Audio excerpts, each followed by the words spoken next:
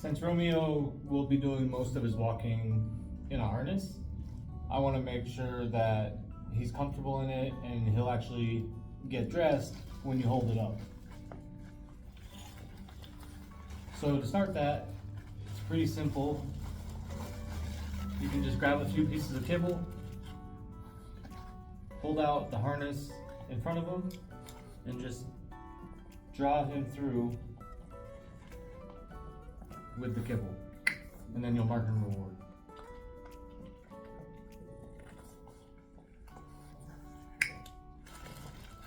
And he doesn't get a reward for undressing because undressing out of the harness is his reward. So again, I'll just take the kibble and I'm just gonna draw my hand through the harness. And once he gets all the way through, then I'll mark and reward.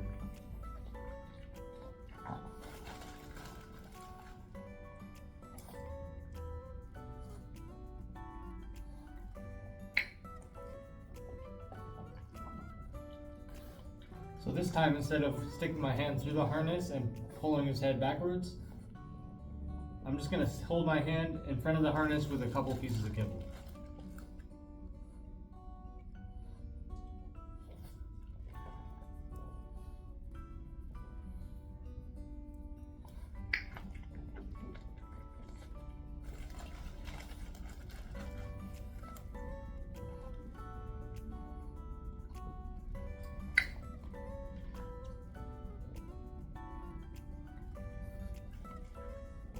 And then if he tries to get around the harness, I just move it so that way the only option he has is to go forward.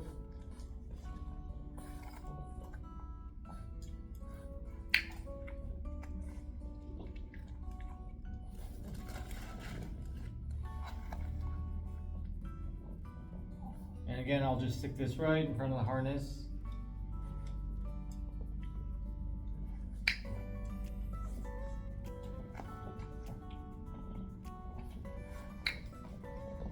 And then this time, I'll take one piece of kibble and I'm going to hold it between my thumb and my first finger.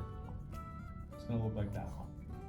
And I'm just going to hold it right in front of the harness again.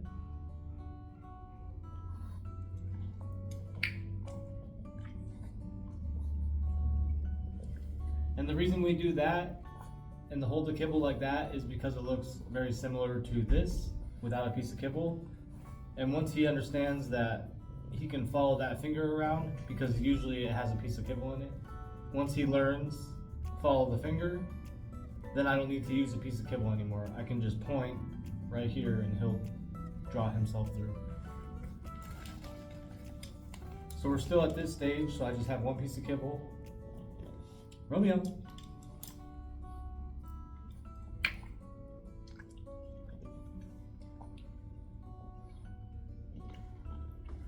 And again, the goal is just to be able to point.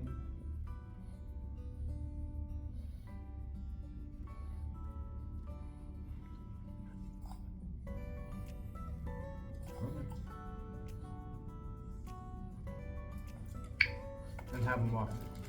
So again, patience, is really key to everything. Sometimes you just have to wait them out and let them process what they've learned.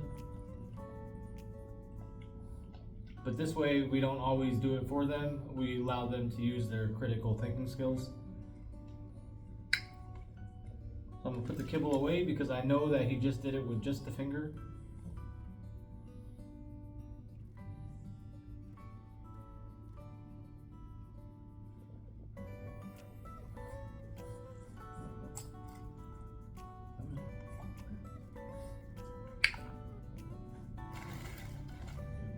And then I'll reward him a couple times extra. And I call that a jackpot.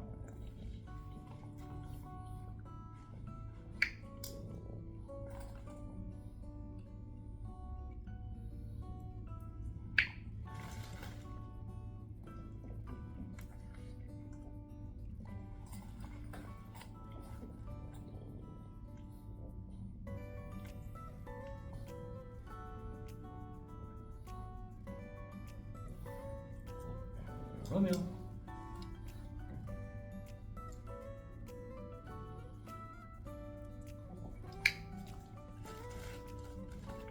And you never want to work something so much that they lose interest.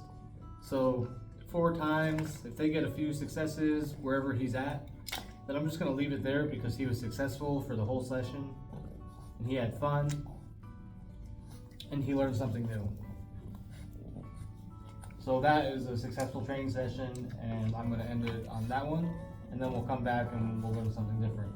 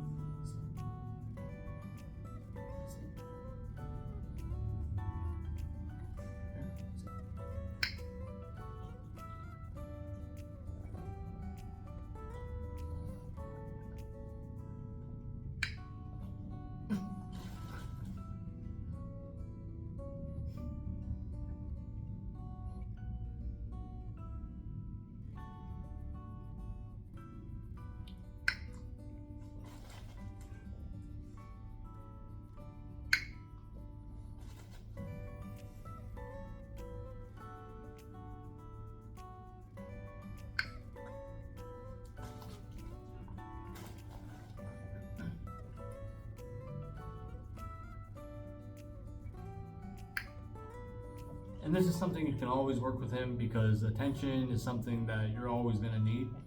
That way he's always looking to you, making sure that he's doing right or what you want him to do next.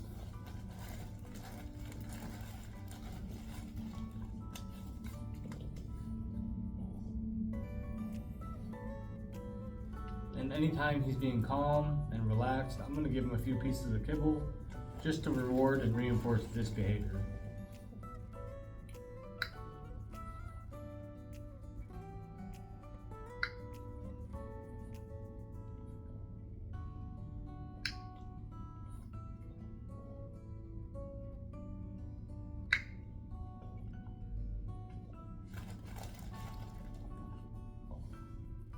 Just something simple that you can add to the end of your session, because it's always good to end on a success.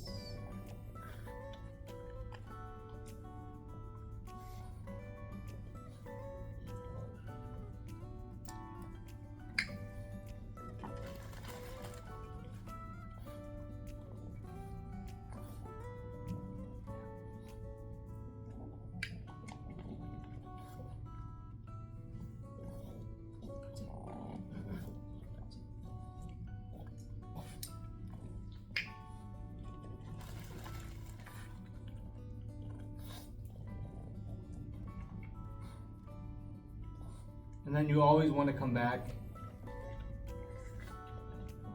to what you worked previously, just to make sure that it's all sticking in his head. So last time we worked down and we worked roll. So I just want to remind him a couple times what we were working. And just see where he's at with it. Because as we do roll, his core muscles will start developing, his back end will start developing, and he'll gain more coordination and dexterity.